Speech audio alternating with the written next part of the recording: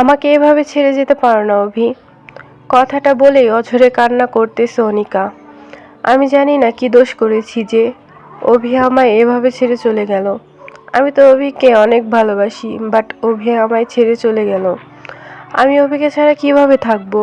আমি তো তাকে ছাড়া এক মুহূর্তও থাকতে পারি না। অভি আমায় ছেড়ে কি করে চলে গেল? যেতে পারলো। অভিকে ফিরিয়ে দাও আল্লাহ, প্লিজ ফিরিয়ে দাও। আমি অভিকে ছাড়া বাঁচবো না, প্লিজ ফিরিয়ে দাও। অভিকে হারিয়ে ঠিক এতটাই আকুতি মিনতি করেছিল আনিকা, বাট অভি চলে গেল। অভি আর আনিকার রিলেশন ছিল 5 বছরের।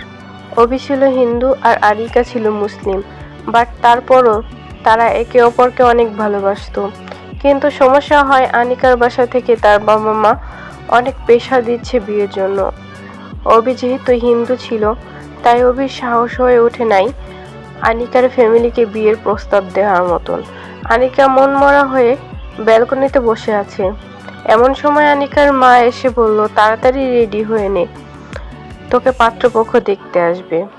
আনিকার এমনিতেই মন অনেক খারাপ, তাই আজ প্রথমবারের মতন ওর মায়ের ওপর চিল্লিয়ে কথা বলছে।